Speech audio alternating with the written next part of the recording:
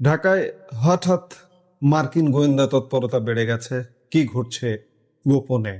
CIA অর্থাৎ যুক্তরাষ্ট্রের central intelligence agency আন্তর্জাতিক ভূ রাজনীতি এবং গোপন গোয়েন্দা তৎপরতার জগতে যে নামটি শুনলেই মেরুদণ্ডে শীতল স্রোত বয়ে যায়।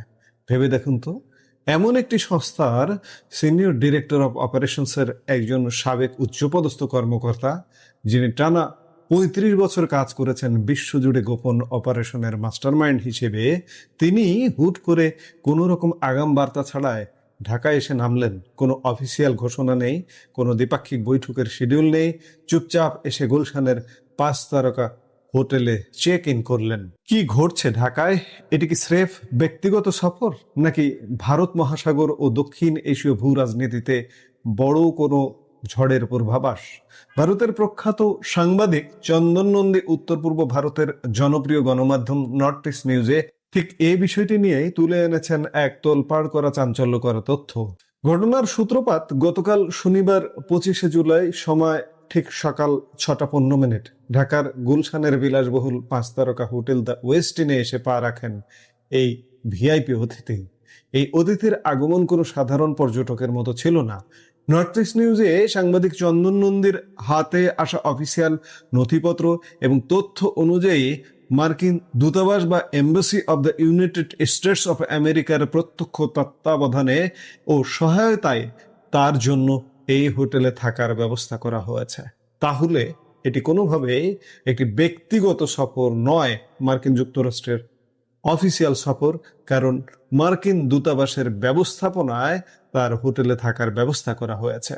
কে এই রহস্যময় অতিথি? তিনি হচ্ছেন জেরাল্ড পি হ্যামিল্টন, যুক্তরাষ্ট্রের গোয়েন্দা সংস্থা সিআইএ এর ডিরেক্টরেট অফ অপারেশনসের সাবেক একজন অত্যন্ত প্রভাবশালী সিনিয়র কর্মকর্তা।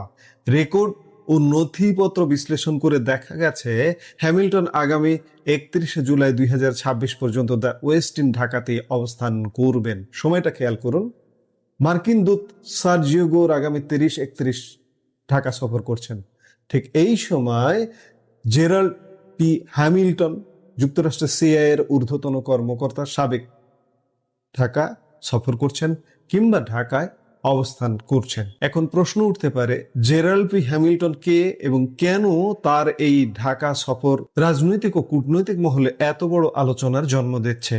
তার উত্তর লুকিয়ে আছে হ্যামিল্টনের ৩৫ বছরের দীর্ঘ ও বর্ণাঢ্য সিআইএ এর ক্যারিয়ারে। সিআইএ এর ডিরেক্টরেট অফ অপারেশনস, সহজ কথায় এটি হলো এই গোয়েন্দা সংস্থার সেই শাখা যা বিশ্বজুড়ে গোপন তথ্য সংগ্রহ, ক্ল্যান্ডেস্টাইন বা গোপন অপারেশন পরিচালনা এবং অন্যান্য দেশের গুরুত্বপূর্ণ গোয়েন্দা সম্পদ বা অ্যাসেট রিক্রুট ও ম্যানেজ করার জন্য ঐতিহাসিকভাবে দায়িত্বপ্রাপ্ত থাকে। হ্যামিল্টন ছিলেন এই ডিরেক্টরেটের একদম শীর্ষ পর্যায়ে। পাবলিক ডোমেইনে থাকা তার পেশাগত প্রোফাইল ও জীবন বৃত্তান্ত বিশ্লেষণ করলে দেখা যায় তিনি তার গোয়েন্দা জীবনের একটি বড় অংশ কাটিয়েছেন পৃথিবীর একাধিক সংবেদনশীল অঞ্চলে। ল্যাটিন আমেরিকা, ক্যারিবিয়ান অঞ্চল, আফ্রিকা, দক্ষিণ এশিয়া এবং ইউরোপ জুড়ে তিনি অসংখ্য গুরুত্বপূর্ণ ও গোপন আন্তর্জাতিক অ্যাসাইনমেন্টে নেতৃত্ব দিয়েছেন। কেবল মাঠ পর্যায়ে নয়, সিআইএ হেডকোয়ার্টার্সেও অত্যন্ত গুরুত্বপূর্ণ প্রশাসনিক দায়িত্ব পালন করেছেন এই কর্মকর্তা।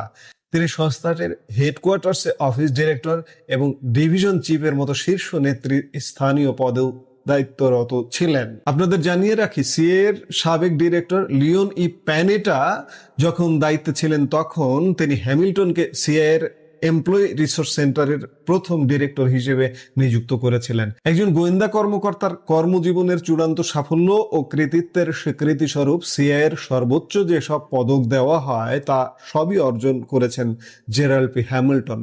অবসরের আগে তিনি ভূষিত হয়েছেন distinguished career intelligence medal, national clandestine service career medal এবং অসাধারণ পারফরমেন্সের জন্য দুটি ঐতিহাসিক ডনোভান অ্যাওয়ার্ডস। অর্থাৎ স্পষ্টতই বোঝা যায় বাংলাদেশে পা রাখা এই ব্যক্তিত্ব সাধারণ কোনো সাবেক আমলা নন, বরং আন্তর্জাতিক গোয়েন্দা কৌশলের একজন জীবন্ত এনসাইক্লোপিডিয়া। দর্শকের মনে এবার যে প্রশ্নটি সবচেয়ে জোরে ধাক্কা দিচ্ছে, তিনি কেন ঢাকায়, তার এজেন্ডাই বা কি? এখানেই তৈরি হয়েছে সবচেয়ে বড় ধোঁয়াশা। জেরাল্ড পি হ্যামিল্টনের এই হাই প্রোফাইল ঢাকা সফর নিয়ে ঢাকার মার্কিন দূতাবাস কিংবা বাংলাদেশ সরকার কি আনুষ্ঠানিকভাবে একটি শব্দও খরচ করেনি। সফরটির উদ্দেশ্য পুরোপুরি গোপন রাখা হয়েছে। কোনো ধরনের অফিসিয়াল মিটিং বা বৈঠকের ঘোষণা দেওয়া হয়নি। তিনি কি বাংলাদেশ সরকারের কোনো সংস্থার সঙ্গে আনুষ্ঠানিক পরামর্শ করতে এসেছেন? নিরাপত্তা সহযোগিতার কোনো বিষয় আছে? এটি কি কোনো বেসরকারি সফর নাকি অন্য কোনো অঘোষিত মিশন বা প্রোগ্রাম? এ বিষয়ে কোনো পক্ষই মুখ খোলেনি। কিন্তু ভূ রাজনীতিতে এমন নীরবতা কখনোই অর্থহীন নয়, বিশেষ করে যখন ওয়াশিংটন ও ঢাকার মধ্যে গত 1 বছর ধরে অত্যন্ত উচ্চ পর্যায়ের রাজনৈতিক, নিরাপত্তা ও আঞ্চলিক ইস্যু নিয়ে একের পর এক আলোচনা চলছে। আপনারা নিশ্চয়ই লক্ষ্য করেছেন, গত 1 বছরে যুক্তরাষ্ট্রের বেশ কয়েকটি শক্তিশালী প্রতিনিধি দল এবং একাধিক উচ্চপদস্থ কর্মকর্তা বাংলাদেশে এসেছেন। তাদের আলোচনায় প্রাধান্য পেয়েছে বাংলাদেশের অভ্যন্তরীণ সুশাসন, নিরাপত্তা সহযোগিতা, মানবিক সংকট এবং বিশেষ করে বহুল আলোচিত ইন্দো প্যাসিফিক স্ট্র্যাটেজি বা ইন্দো প্যাসিফিক অঞ্চলের কৌশলগত সমীকরণ। তবে সাংবাদিক চন্দন নন্দী তার প্রতিবেদনে স্পষ্ট উল্লেখ করেছেন, হ্যামিল্টনের এই সফরের সঙ্গে যুক্তরাষ্ট্রের কোনো অফিসিয়াল সরকারি উদ্যোগ বা কর্মসূচির সরাসরি সম্পৃক্ত রয়েছে কিনা তার কোনো প্রকাশ্যে থাকা প্রমাণ বা ডকুমেন্ট মেলেনি। তবে একটি বিষয় এখানে স্পষ্ট, যে যুক্তরাষ্ট্র দূতাবাসের তত্ত্বাবধানে তিনি ওয়েস্টিন হোটেলে উঠেছেন। বাংলাদেশ ও ভারতের কূটনৈতিক ও নিরাপত্তা বিশ্লেষকরা এই সফরটিকে অত্যন্ত গুরুত্বের সঙ্গে দেখছেন। জেরাল্ড পি হ্যামিল্টন একসময় দক্ষিণ এশিয়ায় সিআইএর বড় বড় অপারেশনের দায়িত্বে ছিলেন, ফলে এই অঞ্চলে তার নেটওয়ার্ক ও অভিজ্ঞতার গভীরতা অপরিসীম। যে সময়ে পুরো ইন্দো প্যাসিফিক অঞ্চল এবং দক্ষিণ এশিয়ার রাজনৈতিক মানচিত্রে একের পর এক বড় পরিবর্তন ও টানাপোড়েন চলছে, ঠিক সেই সময়ে সিআইএর এই ক্ল্যান্ডেস্টাইন সার্ভিসের এমন একজন সাবেক মাস্টারমাইন্ডের নিঃশব্দে ঢাকায় আগমন এবং 31শে জুলাই পর্যন্ত অবস্থান স্বাভাবিকভাবেই কূটনৈতিক পর্যবেক্ষক মহলে বহু প্রশ্ন ও গুঞ্জনের জন্ম দিচ্ছে। আপাতত তার ঢাকা সফরের প্রকৃত উদ্দেশ্য ও এজেন্ডা পর্দার আড়ালেই থেকে গেল। তবে এ বিষয়ে নতুন কোনো আপডেট বা বিস্ফোরক তথ্য সামনে এলেই আমরা তা আমাদের চ্যানেলে আপনাদের সামনে নিয়ে আসব। আপাতত এই মুহূর্তের ভিডিও থেকে বিদায় নিতে চাইছি। দেখা হবে পরবর্তী ভিডিওতে। সে পর্যন্ত ভালো থাকুন, সুস্থ থাকুন।